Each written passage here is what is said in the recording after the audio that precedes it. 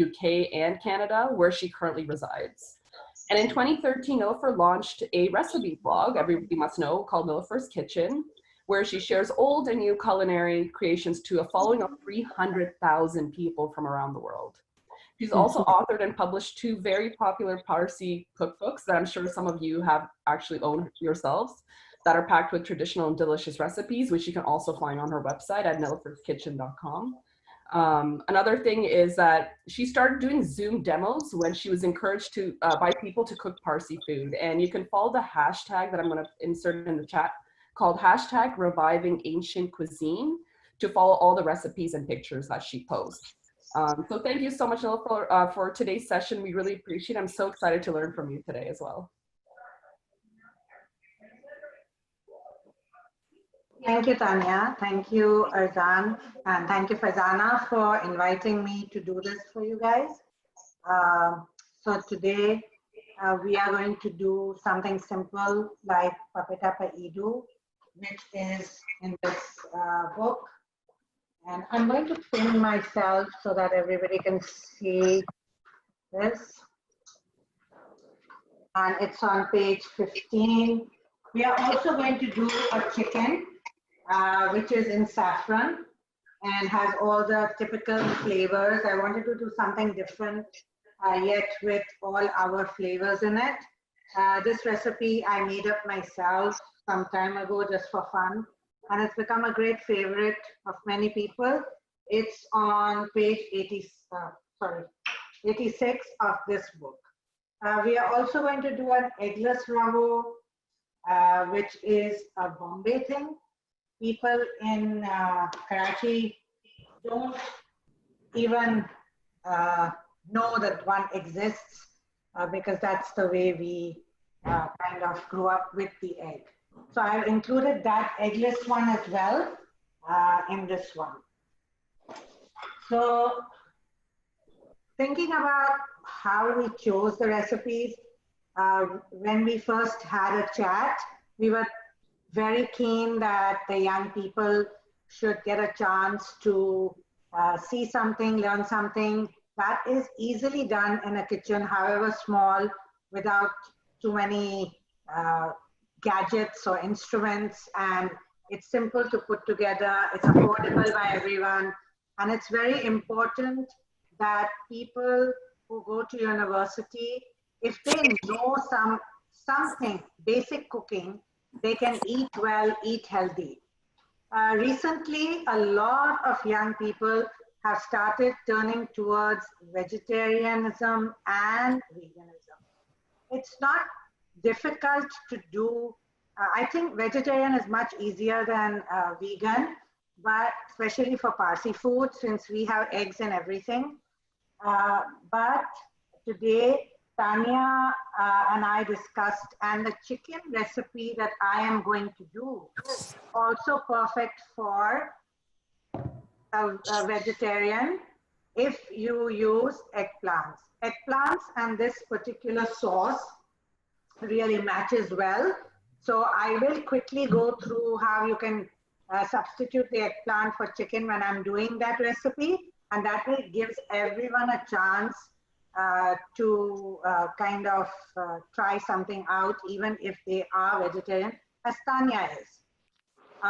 Okay, so let's start with the potatoes. I'm going to turn you around. This is my little kitchen.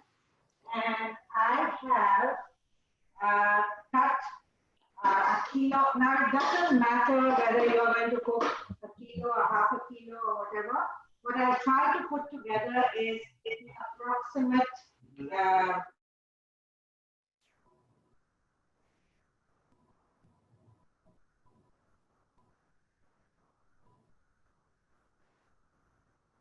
Niloufer, I think you're muted. We can't hear you.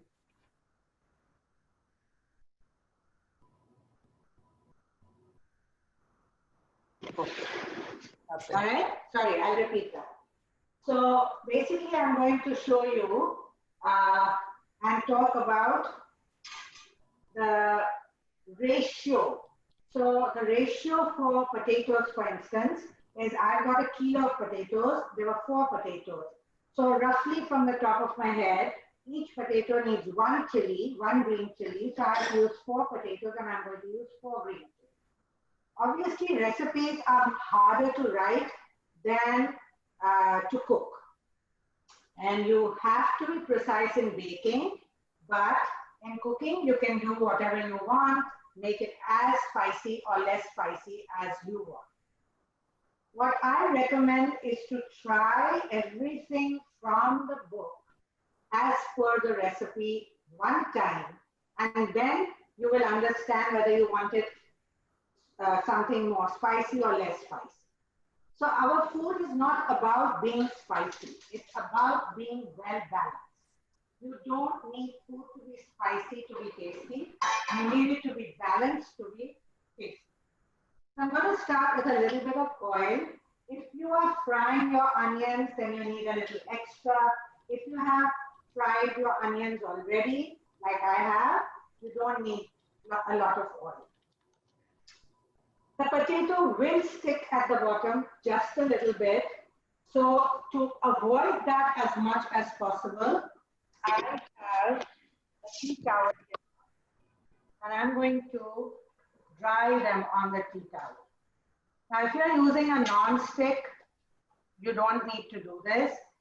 Also, the thing is that by browning or caramelizing the potato at the bottom, at least in half of them, it's part of the fun. It's tasty. So allow it to stick a little bit. It doesn't matter. And you will enjoy it more. So basically what I'm trying to do here is I'm going to layer these potatoes into the pan, into a hot oil pan. And I've got, these are all done by hand, but you could do it on a mandolin, whatever. So some of them are a little thicker than the other, but that's okay. Don't be harsh on yourself. It's all good. If you find something a little too thick, put those at the bottom to cook first. That way you're avoiding the thin ones from burning. So I'm going to start adding them. I'll turn you over again. And I'm just going to layer them. Now, another thing I'd like to point out that almost all my recipes have very few ingredients except for the chicken that we are going to make. So when you see that there's 3 or 4 ingredients, imagine something. Allow the main star of the recipe to shine. So for instance, if I want my potatoes to be the star of the show, I am only flavoring them lightly. And always remember, less is more. You don't need to add your whole spice box into one dish. But having said all that, the chicken is something which really does have a lot of spice and lots of everything. Now, as you go along, you can salt it, especially if you are not going to be able to turn it around. But I am going to turn it around once before I close the lid. So a little bit of salt. Also, if you learn how to salt everything for itself, you'll never find something more salty or under-salted because every element has its own salt. So I'm going to add all the potatoes and then re-salt it. And then I'm going to add 4 finely chopped chilies, green chilies. There's nothing else in this. It's salt, potato, green chilies, and fried onion. And then after this is cooked, I'm going to add eggs on it. And again, imagine a layer of potatoes, nicely cooked, flavored with green chilies, salt, and onion, and then a nice egg on it. And that egg will become your creaminess. And especially if you do like eggs with a little bit of runny yolk, it really, really makes it into a creamy meal. And it can be your lunch. So I'm just going to turn this around.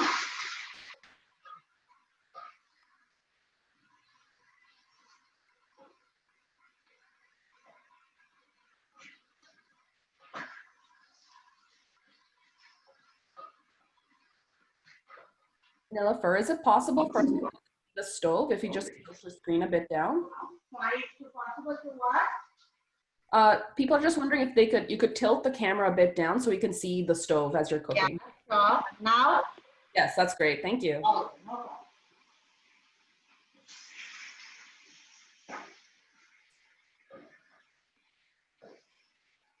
So basically, I am, whatever part you want to brown will be at the bottom, but if you want to cook it for a little while, it's fine. If you don't, that's fine too. And once it's layered out, you add your chilies. These are 6, so I am going to use 4 of them and leave the other 2 for my chicken.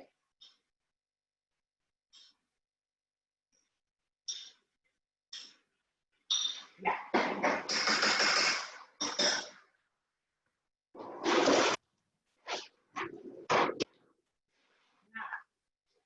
Just the fried onions. Now, if you want, normally I would saute them first, and whatever amount of potatoes, half the amount of onion, and then on those softly sauteed onions, I would add my potato and mix it in, salt it, put the green chilies, and then cover it to cook. So basically what you're doing is steaming it. If you want to do the perfect job of steaming, all you do is add, can you hear that sizzle? So that's it. Now you're steaming it. So once you start the steaming process, you just lower the heat and allow it to cook. About 20 minutes and we should be done. I'm going to move this to the back stove and then we can start on the chicken. Now there are types and types of potatoes, and I have used Yukon Gold. It really doesn't matter which potato you use, but remember there are certain types of potatoes which are very floury, and I would avoid those in papeta paidu because you'll get a very mushy texture. So these potatoes will give you a very mushy texture. It's not like it's not going to taste good. It's just that if you have a choice, this is what you should be buying. Also, you should try and keep all the potatoes of the same variety so that they all cook evenly. Now, yeah. We have a question. They're asking, how do you store the onions after caramelizing them? Do you freeze them? Yes, I put them in a Ziploc and then I freeze them.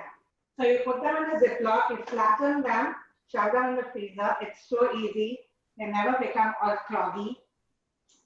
You will get the hang of it as soon as you start doing it.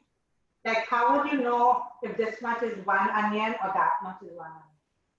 So there's no real proportion to that because it depends on the onion.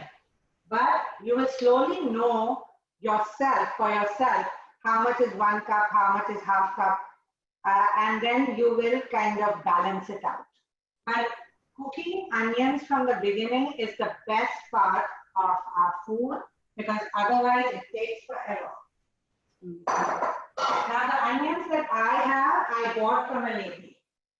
She sells them. But that's not possible for everyone. you do get fried onions, but most of the fried onions have a little bit of flour in it.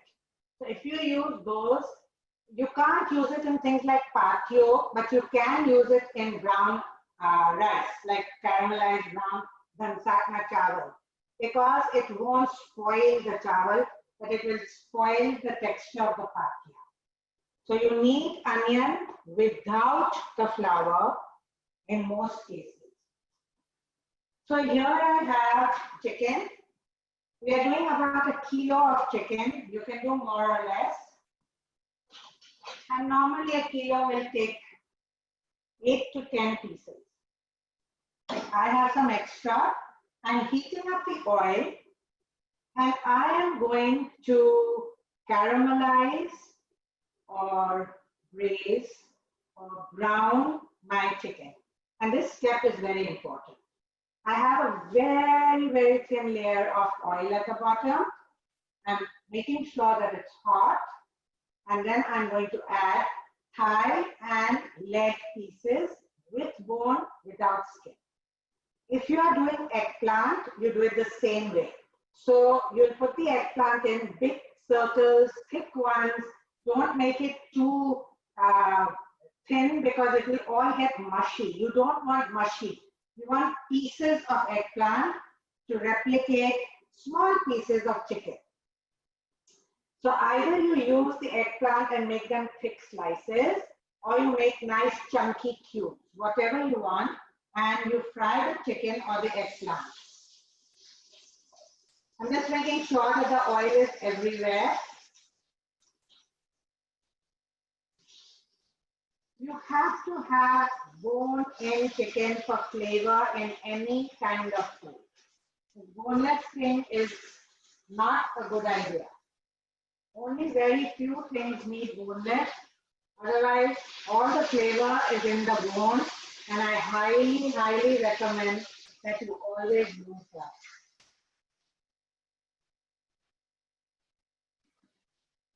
If you are using a whole chicken in 8 pieces, fry the breast and then remove it. Don't allow it to cook through because it will overcook. You will need 20 minutes more for the legs and thighs and the breast. And then you can always add the breast again later on into the gravy. So here I have 1 kilo of chicken. And correct. And I'm going to salt this after it browns. Okay? And don't keep turning it. You don't need to keep turning it. We're just going to allow it to catch at the bottom, turn it around, caramelize it, nice and golden brown. All that is doing is sealing the juices in, keeping it moist, and allowing it to build flavor. Now here is my spice box. Let me talk to you about my spice box. So this is a typical spice box that most Parsi food needs to have. So I have here whole cardamom. These are green cardamoms. You get black cardamoms as well. And whenever you use them, you must crack them open. So if you crack it even a little bit, the full flavor will come. Okay? Now at most times they're so dry that you can give it a wax on the thing and it will crack.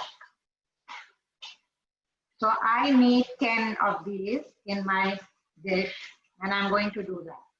That's 4, 5, 6, 7, 8, 9, and 10. Then I have the turmeric. 90% of the food in our cuisine requires turmeric. Healthy, it gives you the color, it gives you a taste. If you overdo anything with turmeric, thinking, oh my God, it's going to help me health-wise, it can become bitter, so please be careful. Then we've got red chili powder. You have many, many varieties of this, but we are using what we call the Kashmiri powder or the hot chili powder, mostly made from Indian and Kashmiri red dry chilies. You can even crush it at home if you wanted to. This is dhana powder. So it's a coriander seed which has been crushed, and this is dhana. It's mainly used in curry chawal, curries, all sorts of curries, and not many other dishes, but in this particular one we will be using. This is cumin powder.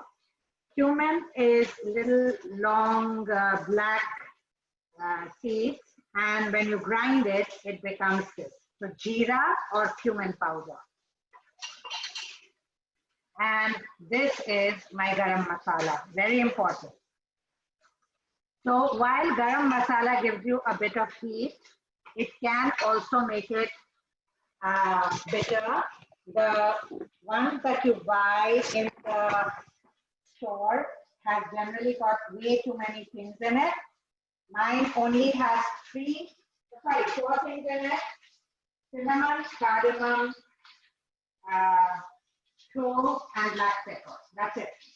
And that is my form of using the garam masala.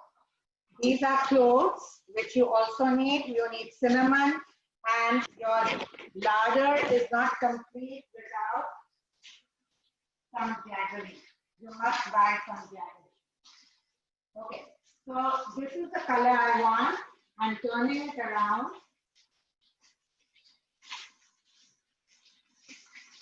Again, if you have water in your chicken, like you just washed it or whatever, it will stick. So if you don't want it to stick, make sure that your oil is hot and you don't have too much water content in your chicken. So drain your chicken. You can't really do much more than that. So once this is done, like nice and golden brown, I will add a little bit of kettle water to release all the caramelization from the bottom of the pan. Those are the flavors, those are the delicious burnt parts that you need to make your gravy. And you have, there's no fat in this because I already removed the skin. So we have nothing to worry about, right? And then I will layer it with all the wonderful aromas of garlic, ginger, red chili, green chili, cardamom. And the good part of this chicken is curry patta. Curry leaves are very, very aromatic. If you don't have it, not to worry, you can substitute it with fresh coriander at the end. It's not the same thing, but it will do. Not to worry. Niloufer, everyone is wondering what temperature are you cooking the potatoes currently? Temperature of the stove? Yes. Yeah, it's on high right now because I'm trying to not cook it, but caramelize it. So basically, right now we are at a high. Now, if you are doing eggplant soaks up a lot of your oil. So don't add too much in the beginning, but you can keep adding a little oil because you don't want the finished product to be floating in oil. At no point do you want that. If you can't manage, then put it in the oven, roast them, half cook them, brown them, and then cook it. But that's double minute, and I don't recommend anybody doing anything double. Okay.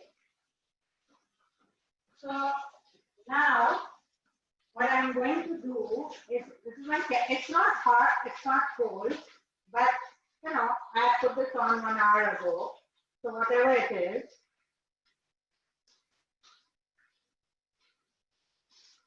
this is just releasing the water.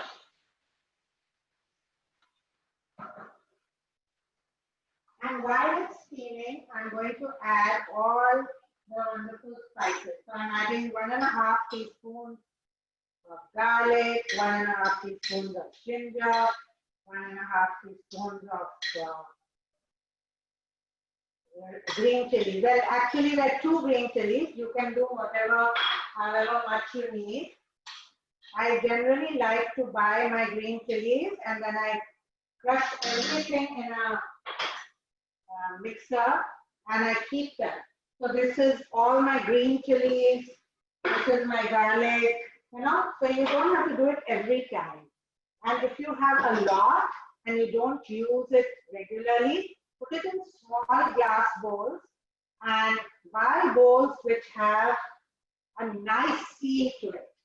And then all you have to do is put it in the freezer and it stays beautifully for almost 6 months, I would say, without it going bad or losing its flavor, and that's great. Okay, so this is my salt. Make sure it falls on every piece of chicken. And then I'm going to layer the flavors. So I'm going to put a little bit of turmeric, just a little over everything, and that is fine. Obviously, the recipe has the exact measurements, but I like to cook like this. So I'm doing it this way.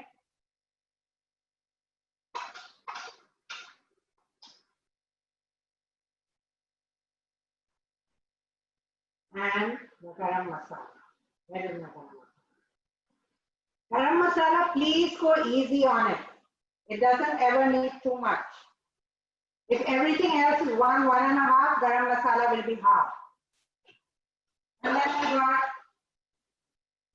got cinnamon. And I'm going to make, while this is happening, we need about half a cup of water to cook it, but I'm going to add curry patta. Curry patta freezes really well. It took me forever to learn why and how, because every time I would freeze it and I would throw them away because they would turn black. But then I realized what I was doing wrong was allowing air to go into it. So you need it to be airtight, and that's the trick to freezing your curry patta. So without washing it, without doing anything to it, the way you find good curry patta in your store, just buy them. Buy them and put them into the Ziploc without doing anything to it. There should be no moisture in it. And then you remove all the air from the bag.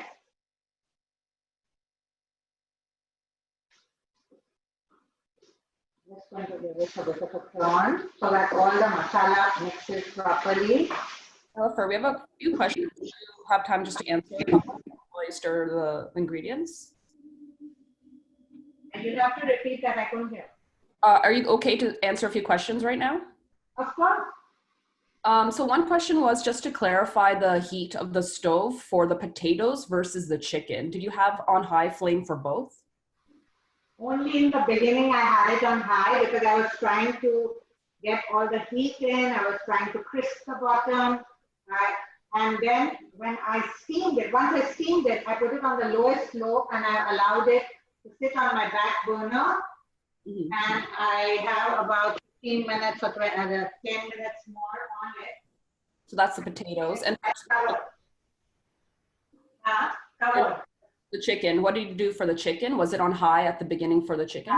Still on high. Now I'm adding half a cup of water, lowering it.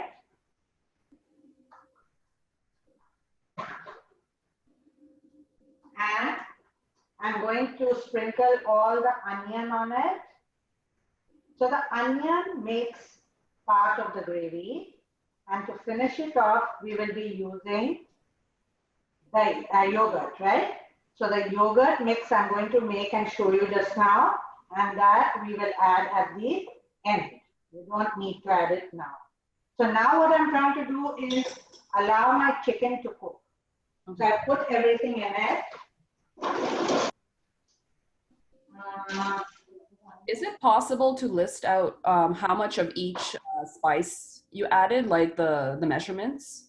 Yes, absolutely. I can write them down and put them in the chat. Yeah, yeah. So again, I'm using my fried onions. Onions gives you a sweetness and it gives you the gravy, the thickness of the gravy. So they are very, very important. In Parsi food, garlic, ginger, and onion is your best friend.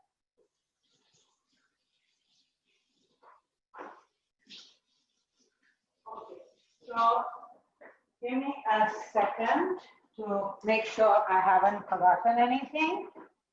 And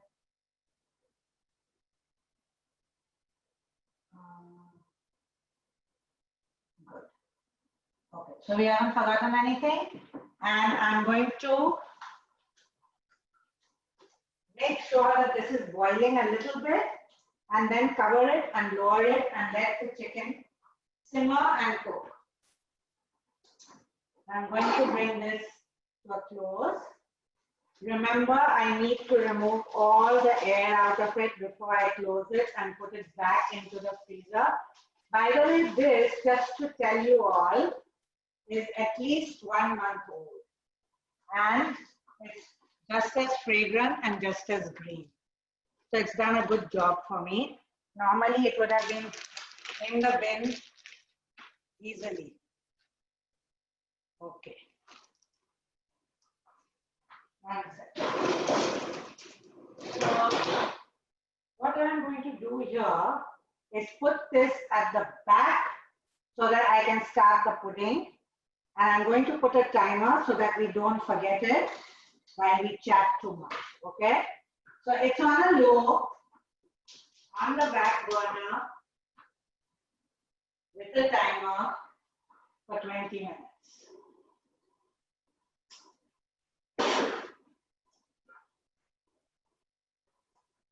Here is the pan for, no, before I start the pan, let me finish making the yogurt mix, okay? So this is a cup of yogurt, which is at room temperature, a pinch of sugar. I use brown sugar, you can use whatever sugar you have. Now the yogurt in our part of the world is quite tasteless, so I am making it tasty. So I'm going to add salt, sugar, and saffron. Pinch of salt, huh? Just a pinch. And a pinch of sugar. And so small pinch of salt, pinch of sugar. Make sure that it's nicely beaten. Whatever, if this is lumpy like this, your gravy will be lumpy like this. So it's up to you whether you want it non-lumpy or lumpy. So either use a fork, spoon, or a small little whisk to mix it up properly.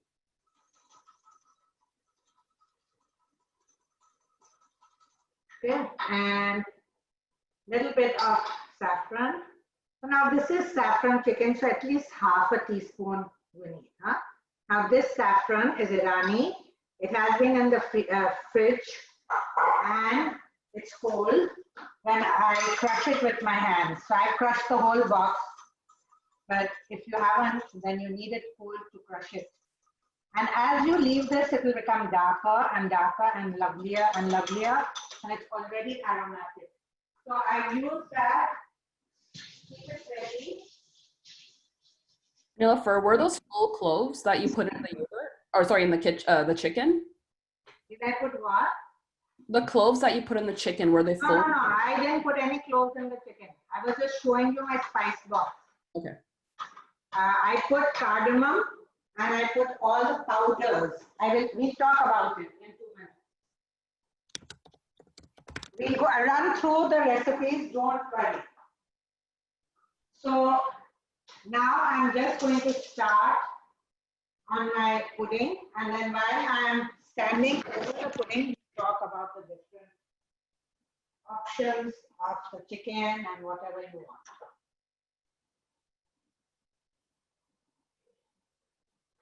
So I'm going to make the eggless rava with a liter of milk. This is just plain whole milk. Again, milk in our part of the world is not very tasty because it has been stripped of everything possible. You need a little bit of salt in it. So you need salt, you need semolina to thicken it, you need sugar to sweeten it, and you need a bit of condensed milk to flavor it.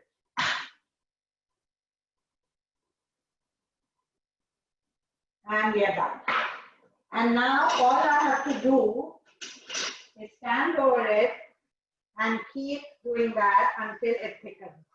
You can have it as thick or thin as you want. And once it comes to a boil, it's like making a white sauce or anything like that. So once it's ready, I'm going to flavor it with vanilla, nutmeg and cardamom. Nutmeg and cardamom powder. And you're done.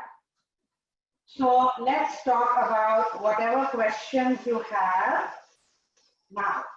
One at a time will be best.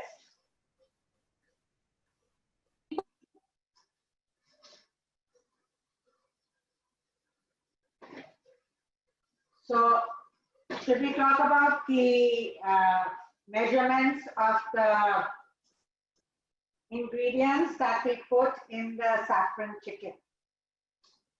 So I put a little bit of oil. I caramelized the chicken on both sides till it was nice and golden brown. I put a tablespoon of water to release the caramel bits from the bottom of the pan. Those are the things that build the flavor in your food. I then added 10 pods of cardamom, lightly broken, green cardamom, and I sprinkled the chicken with green chili. So I used 2 green chilies. And then I used about 2 teaspoons of red chili powder, flat. You can go a little less, but remember the yogurt will break down the spice. And I also used a teaspoon of coriander powder, cumin powder, and half a teaspoon of garam masala, and half a teaspoon of turmeric. And I used 1.5 teaspoons of ginger paste and garlic paste, and a cupful of fried onion. I added half a cup of water so that the chicken doesn't stick to the bottom and everything gets a chance to become into a thick gravy. I salted all the pieces of chicken. About a teaspoon is okay, a little more if you want. And then I brought it to not a boil, but it should be hot enough to be boiling. And then I lowered the heat, covered the pan, and I put it on the back stove for 20 minutes to cook. In the meantime, I prepared the yogurt mixture. I got a cup of yogurt, a pinch of salt, a pinch of sugar, and half a teaspoon of saffron. And it's just sitting there at room temperature, allowing itself to become a nice yellow. And the saffron has the charm of doing that. The more you wait, the darker it will become. Now, in this, once it comes to a boil, this is a liter of milk, 3/4 cups of sugar, 4 tablespoons of semolina, about 1/4 to 1/2 teaspoon of salt. If you are in India, Pakistan, go easy on the salt because your milk is not stripped of everything like ours is. And I will be adding 3 tablespoons of salted butter as well. So, and half a can of condensed milk. And I'm just going to bring it to a boil And once it's thickened, I will flavor it with vanilla, cardamom, and nutmeg. Now, all of these things are fresh. If you have a coffee grinder, I would suggest that you grind your own spices. It makes a huge difference. It stays beautifully for up to 2 years. I have friends who come to my house and grind it for themselves. Because a person like me doesn't do it more than every 6 to 9 months. And I use a lot of it. So you guys will easily be able to get through it, like saying 2 years. So it's really worth it because I feel that whatever you get in the market is a blend of their own and they mix up things in it. And not everything is pure. Obviously, the turmeric and red chili powder I buy from the store off the shelves, but everything else I grind for myself in my little sumet. But the same job can be done in any coffee grinder. Garlic ginger also. If you read the labels, learn to read the labels. The labels have all sorts of things in the garlic and the ginger. It's better to do it every 6 months and do it for yourself. You are avoiding all the different stuff that you don't need to be ingesting. And they have to do it. To preserve it, they have to do it. So they don't have a choice. We can just make it and put it into the freezer. Like these are the dishes that I use. I have them assigned to my garlic and ginger. I just grind it. I put a little salt, a little oil on the top, and then I just seal it and put it in the freezer. Right, now this is coming to a boil, but by no stretch of imagination has it even thickened this much. I'm going to allow it to, and then I have, this is 4 tablespoons, I'm going to put 3 tablespoons, and this is salted butter. So now there was nothing like unsalted and salted, and there were no choices. So when you are offered too many choices living in the West, go for the basic. Just go for everything basic. Go for whatever. Think about if your grandmother didn't have it, you don't need it. So, and if your maybe even your great grandmother didn't have it, you don't need it. So that sort of thing is always what you have to do when you see too many things. Like when I'm baking anything, people will ask me, shall I use AP flour or something else flour or unbleached or bleached or sifted or I don't know. There's just too much choice. So until I moved to Canada, I didn't even know the difference between flour and all the choices of flour.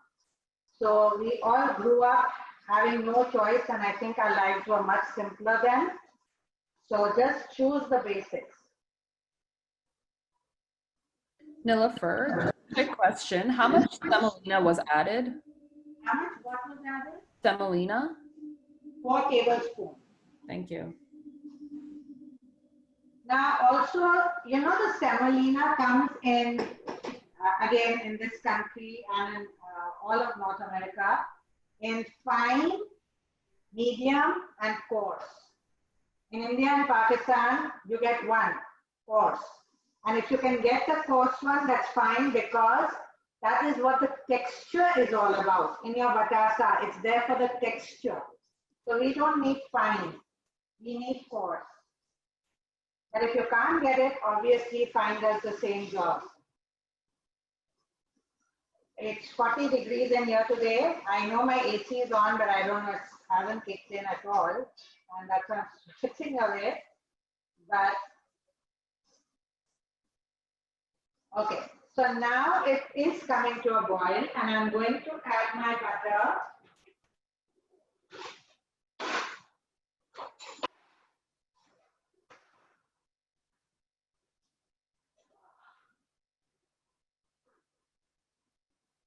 That's half is 2 and half of that.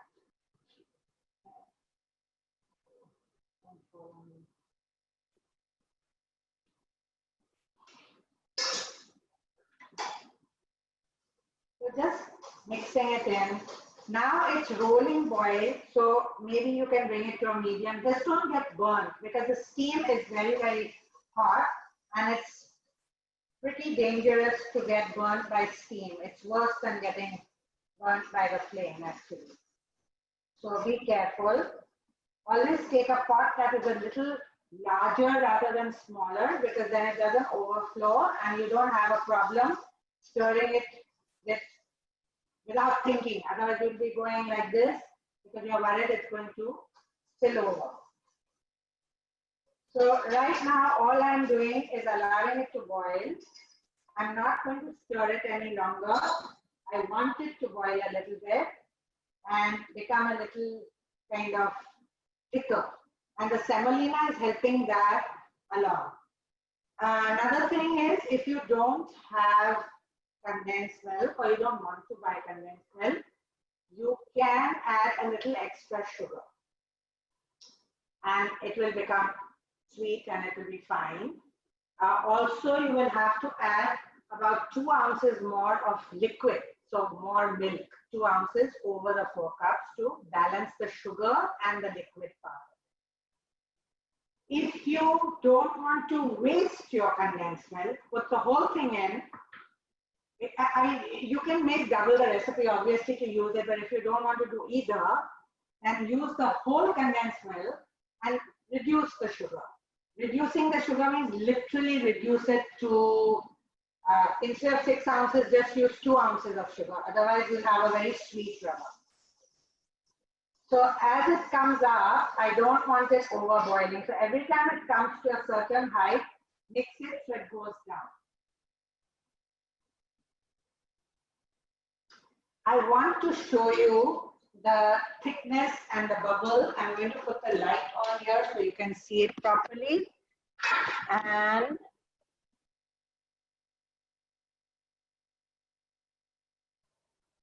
can you see it all rolling, boiling, bubbling?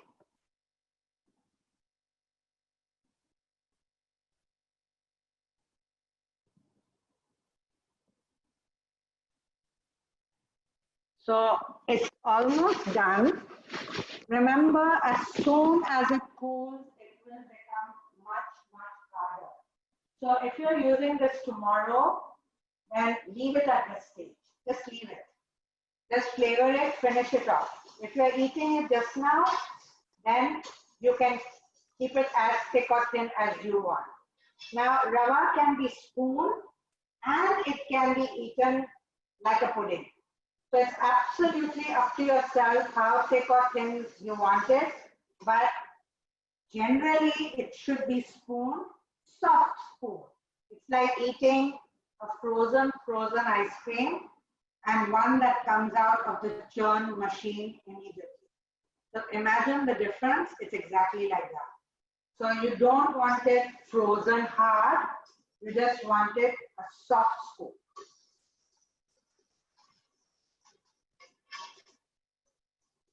And the next day it will become harder, so just be very, very sure what you want.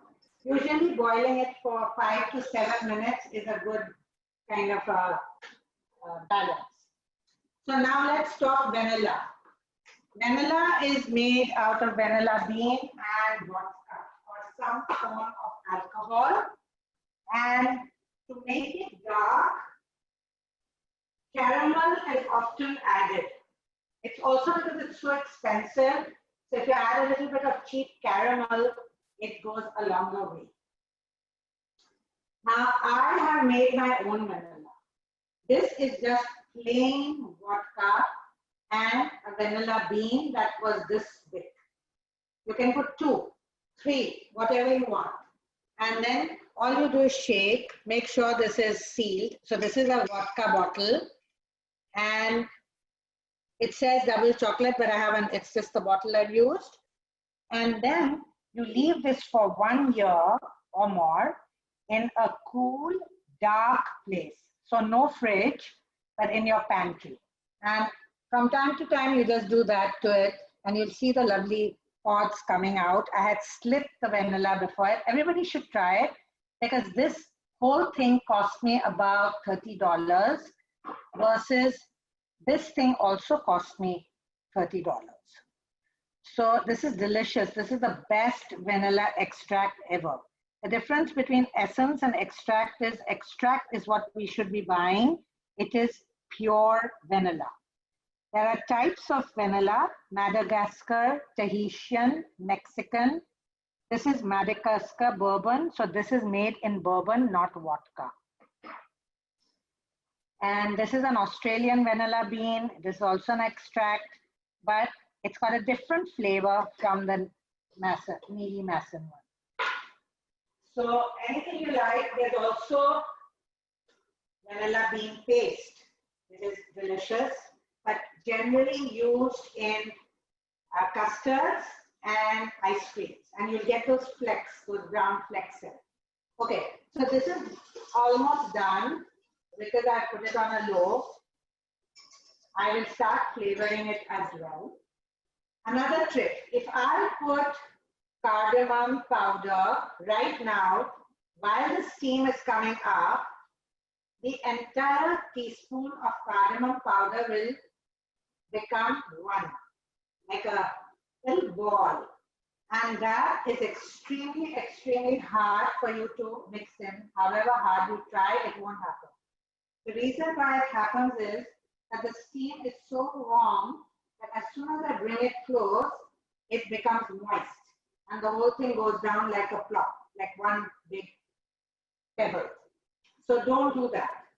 So once you're finished, take it off the stove, let it come down, simmer a little bit, and then use the nutmeg and the cardamom and the vanilla and flavor it to your liking.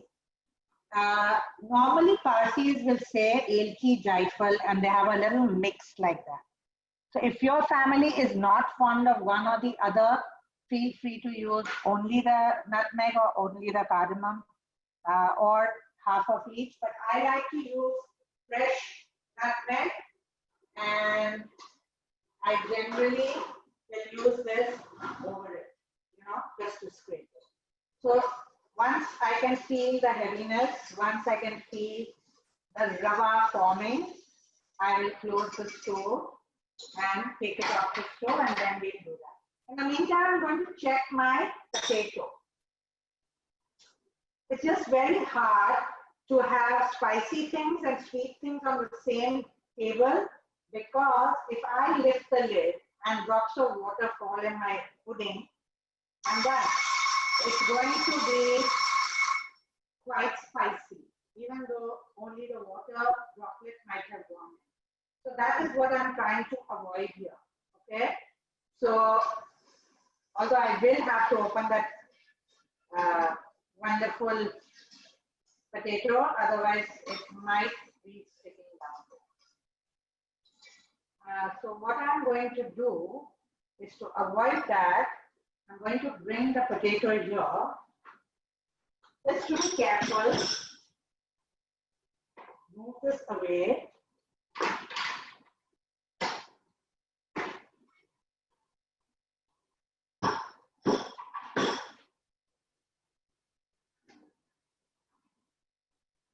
I will also need to see my chicken. Okay. So we have the potato here. I'm going to put this down.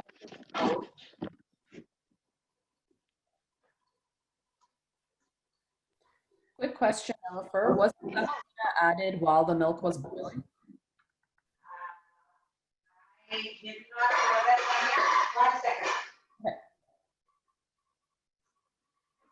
1 second. So this, all my onion is sitting on the top. I'm just mixing it in. The question was for the semolina. Was it added while the milk was boiling? No. Everything from the beginning. I had room temperature milk. Okay, 1 second. While I'm doing this, if I do this, I am mashing my potatoes. If you don't want it mashed, just do very, very gently. Make 4 holes for your eggs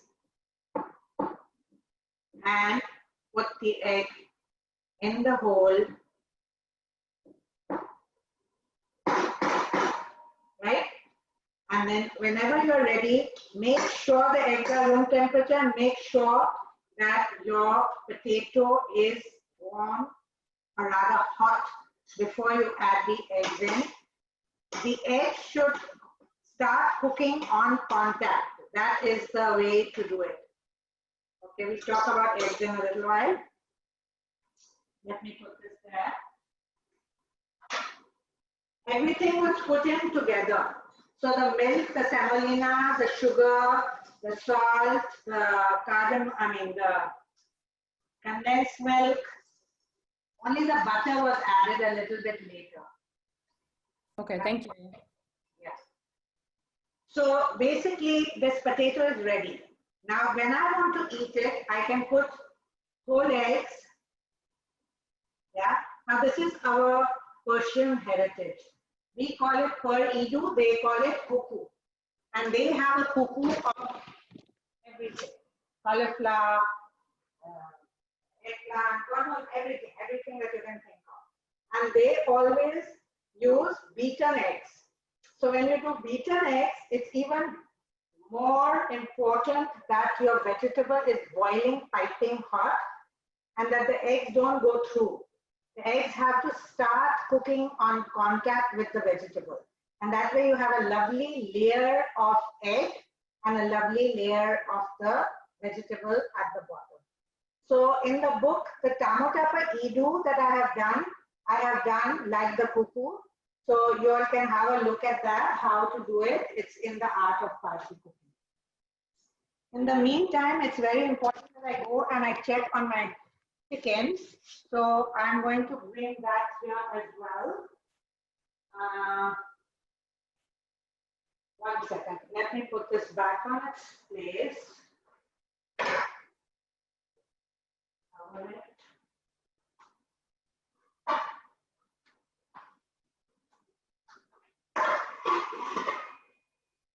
And I'm going to turn off my stove for the rabo as well, and you will be able to see what it looks like in a bit.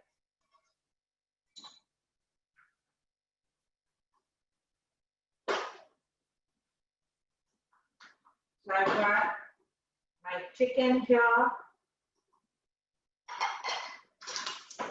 I'm wondering for vegans, if they had to replace the whole milk for the ravo, could they replace it with something like soy milk? Is that good? Coconut milk. Coconut milk will be perfect because there's actually a rice pudding that the South Indian people eat, and that's with coconut milk. Thank you. And they put rice flour in it, and we put semolina in it. That's all the same thing. Okay, so let's see the chicken.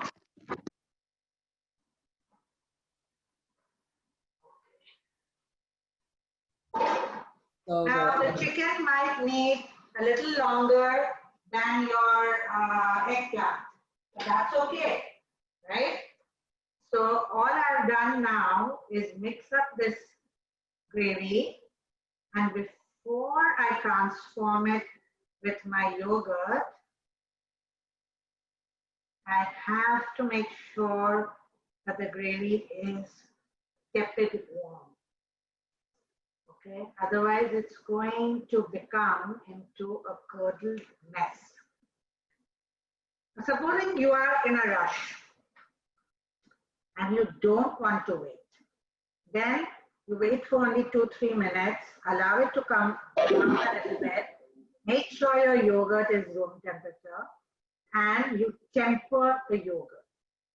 Tempering the yogurt means you take a spoonful from this, you add it to the, and you keep turning. And as you turn it, you are actually taking the temperature up of this, so that when I add it, it's not a shock. The curdling happens because it's a shock.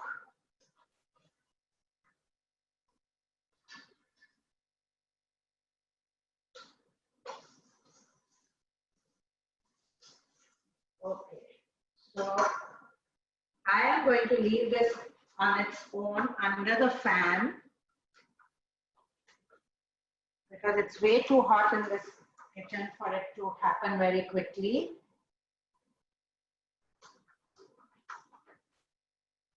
This will be easier. Then I'm going to bring the pudding here.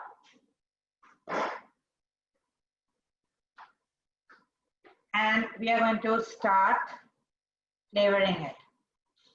So a teaspoon of vanilla. You can always add more if you like. If you have vanilla bean paste and you want to be adventurous, not a problem. And allow all the steam to disappear before you add the cardamom.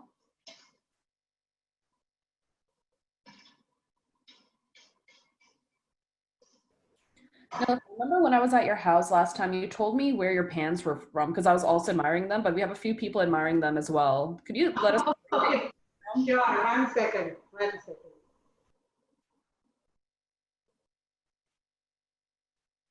Okay, so these are all clad, quite old.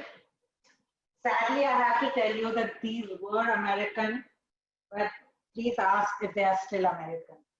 Because I used to buy one every year because they're expensive. I didn't buy them together.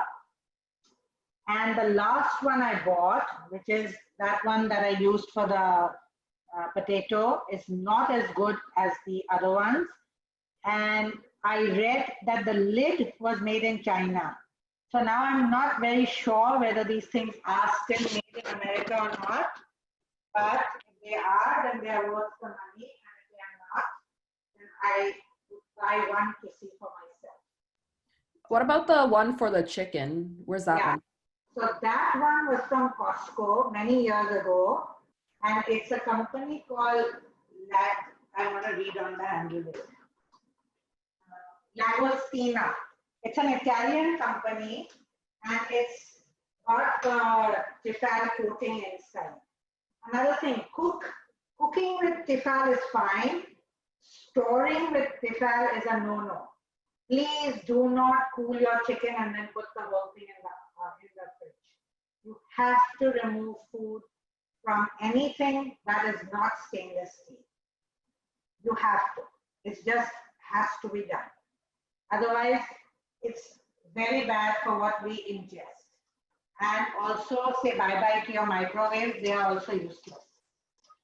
So they have all the, get a convection oven, a steam oven. That's the best. They work on steam formed from a pipe of water going to the back of your oven. And they're just as small as a micro oven. Okay, I want to show you the lovely color that is slowly happening. So you see how dark it's getting. And if I was to leave this for another hour, it would be doubly dark. Okay, now the steam on the rubber is done. So we are going to put this back on after we finish. And then that is called finishing it till the thickness that you want. So some nutmeg, up to you how much or how little you like. Generally half a teaspoon, start with half a teaspoon.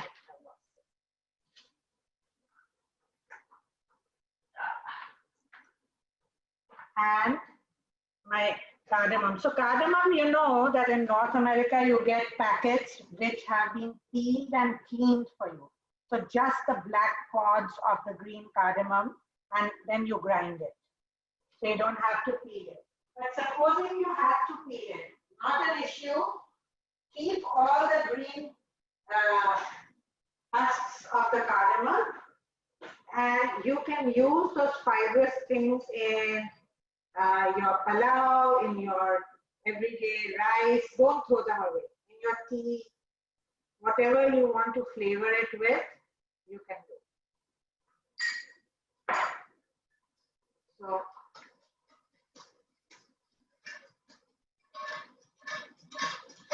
okay, while we are at this and recipes and all that, I'm going to put this back on the stove and cook it for another 10 minutes while we chat. I wanted to tell you guys that my book will no longer be on Amazon in about 10 days or so, because Amazon has requested me that they are looking for space for their higher revenue clientele. So I am a self-published small fry, and they would like me to find another substitute, which is fine. So if you guys are in America, since they are only supplying to America a little bit to, I think they're also doing Canada this week. And this morning I got a notification that somebody bought it in Hong Kong through Amazon. Now I'm not sure whether that actually reaches Hong Kong or it's returned afterwards, but sporadically they have sent it to Singapore or Hong Kong. So I don't know where you live, but try it if you want. If you don't have Amazon or you don't have access to Amazon, connect with me and I can have it mailed to you. Shipping within the states is free. So ask me about it. If you buy 5 books on Amazon, I will post you 1 book for free. And that will be your gift for doing it off the Amazon. So the idea behind the Amazon thing is to try and empty out as much of the Amazon as I can, because I will have to pay for the reshipment to me, which I want to avoid as much as I can. Also, the thing with Amazon is that they anyways give you free shipment in most cases. So all you Amazon users will not be paying for shipment either way. I have still got the offer of sharing 50% of my profit with World Central Kitchen for any purchases that are made through Amazon, and I will honor it till the last day. So if you want to go ahead and order from Amazon, I want to thank you in advance for your support. Gifts, Nowruz gifts, early Christmas hoarding gifts, whatever you want to call it, I would really, really appreciate helping me kind of get out of there as fast as possible. So that's the update on the book. The other book is available on Book Depository and Amazon, and it will continue because it's through a publisher. So they control whatever they want to, however they want. Right, any more questions?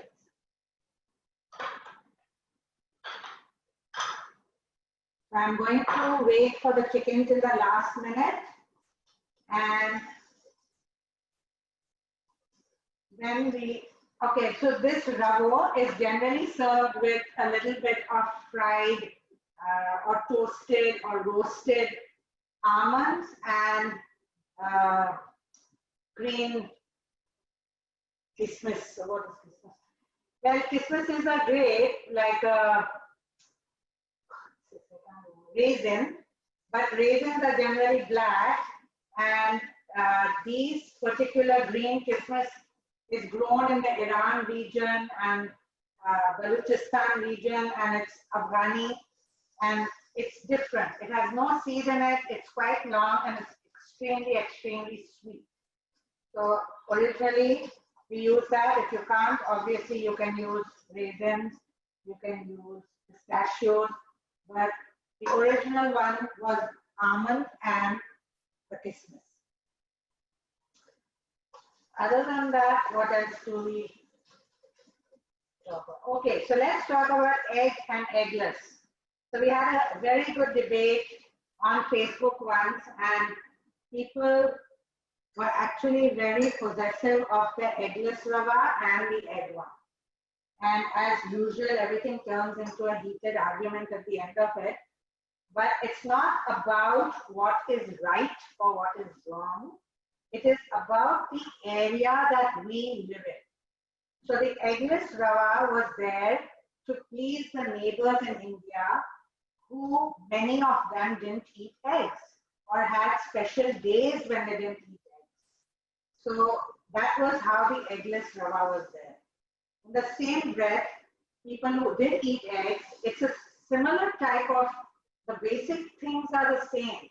There's butter and sugar and semolina, and then you have an egg in it, and then milk and salt and vanilla and cardamom, and it's all the same. But obviously it looks different.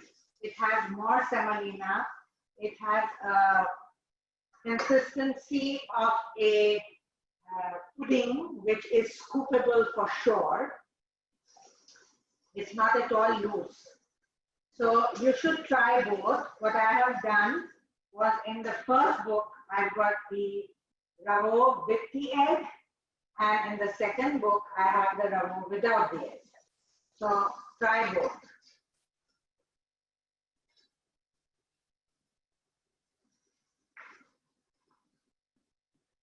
So let this boil now. We'll give it another 5 minutes on the clock. Let it happen. And we will mix in. Okay. So I will mix in the yogurt into my chicken.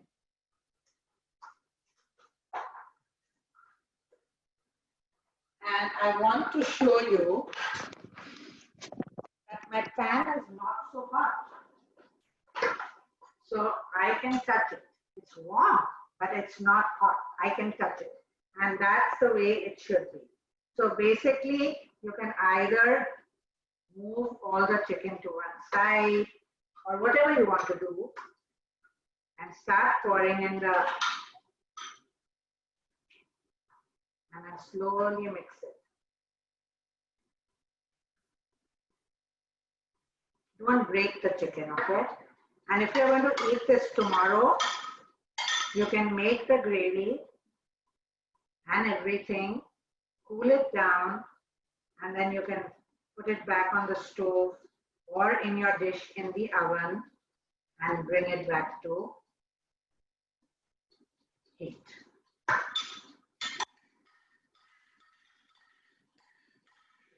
This chicken can be eaten with rotli, karak pao, or even rice. It has enough gravy. If you're a rice fan like me, you can have.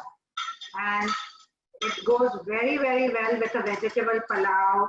It goes extremely well with a ginger rice, with a khichdi rice, with a coconut rice, a lemon rice. So you have a lot of choices. And many of them are on my blog. Whatever is not in my book and whatever I mentioned is all on my blog. By the way, Tanya, just not to correct you in any way, right now my blog has a following of 717,000 people. Oh, wow. So I'm really on it. No, not your fault. It's in the book, right? But since That's amazing. yeah, because it's been exactly a year, or will be exactly a year, day after tomorrow, to the launch of the book. And in this 1 year, I have gained. Niloufer, that's incredible. So I'm quite happy with my blog. I'm glad I started it. Although I started it just because people used to call me every day and ask me, did I put this and this and that and this and this? And I just thought, why not write a blog?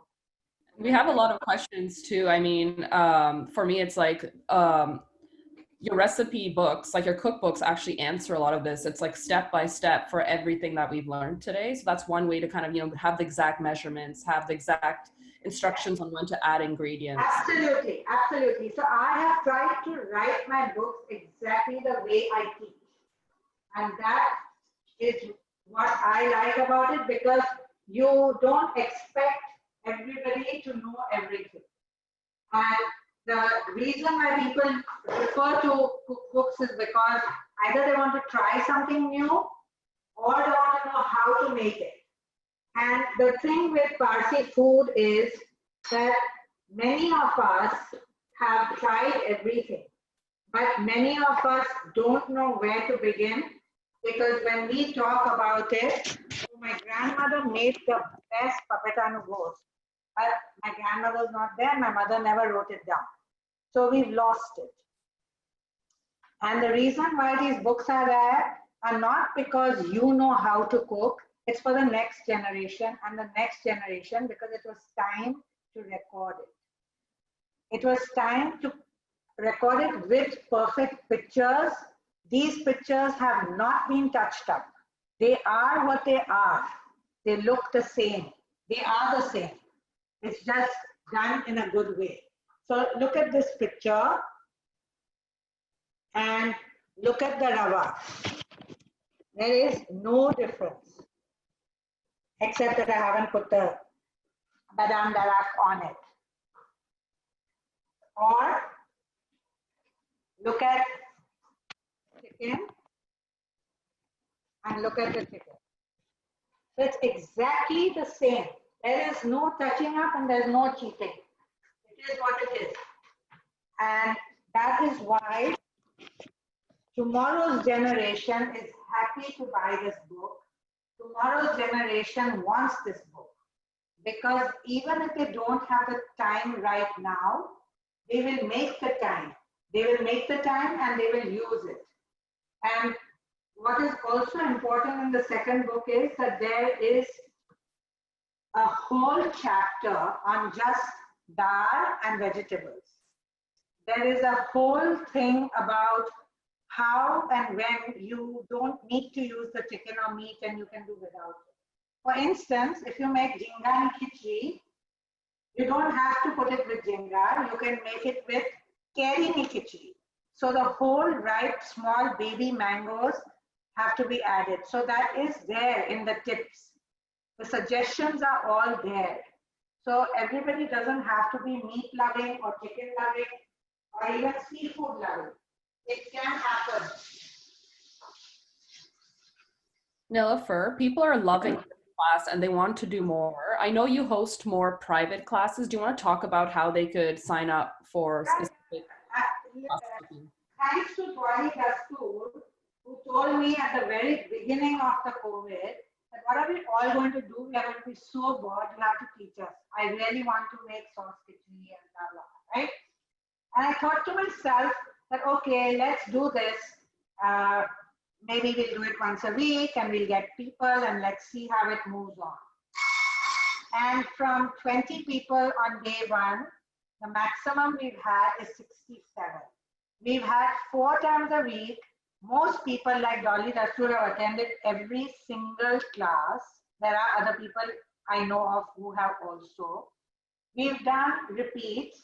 And what I really, really enjoy doing the most, and I'm going to do it every single month for a while, is the 3 top Parsi foods that people don't get. So one is mawa cake, one is bhokra, and one is the berry palav. Because this is our tradition, this is our culture, this is our heritage, this is what everybody should know, and know that it's easy to make, know that it can be done. You just need a little bit of guidance and it is done. I don't even think you really need my guidance. If you read the book properly, I'm sure it's there properly. But I'm happy because it encourages other people to give it a shot. It encourages them to see that it's easy to do, easy to make, easily accessible. And any questions that they have are answered on the spot. However, if you do have the book and you are trying it at home and you want to ask me anything, please feel free. On this Wednesday, I'm going to make buffet. I made buffet 2 weeks ago and I thought about 15 people will come. 55 people on a Wednesday morning were there. So I need to make it again. People have requested it. So let's start with that. FEZANA is always welcome to do one once a month or something like that if they want it on a Sunday or they want a particular crowd. But all you have to do is send me an email and I will put you on the list. The lists have become much longer. So if you don't get something and you want it, you can ask and then I will know that you want it. So for instance, let's say on Wednesday I do the buffet and you want to join in. All you have to do is email me and I will email you the link on Tuesday. So just for security reasons, we do the link and the email the day before. That's all. That's the only reason I don't put it on Facebook or I don't put it out. It's just for security. We've already had 2 hackers, and ever since then, I've been very careful. So it's been great. Would you like me to share your email? How can people contact you? Yeah, sure. So we can do it this way. So everybody's not on Facebook, right? So it's on Worldwide Zoroastrians or on PER. So what I can do is I will send out, say, Wednesday buffet at, mostly we do it at 11:30 Toronto time. So FEZANA can put up, and she will write contact Niloufer. So you guys contact me for the link and I will do that. Can I put your email address? Yeah, niloufer.mavalwala@gmail.com. Please don't send me any kind of jokes or forwards or anything on this email. It's just for my Niloufer's Kitchen, because I'm not trying to be rude, but it will go into the junk box, and then the later ones won't come in. So just try to be a little mindful of it, because this email is just for my work. So now look at it will form a little skin on top, okay, every single time. If you don't want the skin like a malai on it, then you take a cling film after it's a little cooler. This is quite hot, and then you stick it. So I'll remove this in a glass bowl, and then I'll tear up a cling film and stick it touching the pudding, and it will never form a malai. But for me, why won't you want the malai? That's the best part. I won't waste my cup of the milk on any cling film. It's so yummy, and it's all cooked. It's not going to be like a thick thing that comes in your mouth. It's just going to be a little different texture from the bottom of the pudding. The top of the pudding will be different.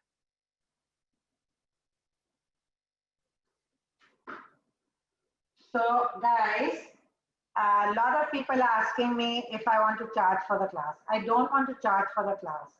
All my Parsi food will be free, because I want to make sure that people come over and over and over again, that they go into their kitchens and know that it's easy. The only thing that I request you is to help me distribute the books, buy the books, give them as gifts, and that is my reward from you guys. Don't worry about paying for the class. Just try and help sell as many books as we can, and share our wonderful, wonderful cuisine with your neighbors and friends. And for Nowroz, make a little jar of ravo and give it to your neighbors. They'll be intrigued and ask about it, and they will like it. They have to be exposed to it to even know about it. And that is what is happening. Look at the amount of people who have started posting about our food on Facebook. It's crazy. It was nothing like this in 2014, nothing. It's now become like just blown out of all proportions. Everyone is talking about it. Every single platform is talking about it, especially in India. Look at all the articles that are posted about Parsi foods all of a sudden. Check it out between 2000 and 2014, nothing. And suddenly every magazine and everything has it. The Irani food is also integrated into ours, like the berry palau. Of course, people claim it as their own, and Persians rightly should claim it as their own. We have adopted and adapted. It's not ours. But the berry palau was made by the Irani immigrants, and it just went out of whack, and everybody is eating it 150 years later. Same thing with mawanu cake. Basically, research shows that the immigrant Irani community started making it in Bombay. I think it was because there was a lack of refrigeration, and they used to make a cake, and then the mawa was just the burnt down milk of whatever used to remain, whatever they used to buy, the milk or whatever. So it's a basic sponge which has been converted with mawa, and it's absolutely delicious. And then the brown butter that goes in is also very Irani thing. It's a very Middle Eastern thing to use butter which has been separated, and it's called brown butter. It has a nutty flavor. The Italians and the French also use the brown butter in their sauces to kind of give it the flavor. And if you try your food with that, it's absolutely delicious. So we'll do a class with Mavanu cake, we'll do a class with making brown butter, and all these are our old things that if you guys make in your own homes, because we are too scattered. And never worry about spoiling somebody else's business. It's not that. You have to step up to the plate. Open your own Irani corner shop if you want to. It's not a bad thing. People will come. If you could make good things, people will come. And don't ever worry about sharing anything. Share it, share it, share it. Doesn't matter. There's enough to go around for everybody in this world. So it's not that somebody's taking away from you. It's, in fact, you are helping somebody else set up a business. So it's fine, guys. Everything is good. Enjoy your cooking. Share it with your children. Share it with your family. Let them taste it. Let them have their own ideas about it. And use these books as a guideline and then change and chop. These are my taste buds. Yours may need something more or less. Don't ever worry about food being sweet. The trilogy of Kattu, Mittu, Tikku is not about making it sweet. It's about a fine balance. So it is not supposed to be sweet. Like the salt, it's supposed to balance your food. And the same thing with the kattu. It's not supposed to be sour. It's supposed to balance the food. Invest in jaggery. Jaggery is the healthiest form of sweet. You're just putting a pinch of everything, a teaspoon of everything, a tablespoon of everything. And do not overpower your food with lots of spices. It's not the done thing. Allow it to blossom. Let the chicken have its own flavor. It's better to use the best produce and use little things to bring out the flavor, if you know what I mean.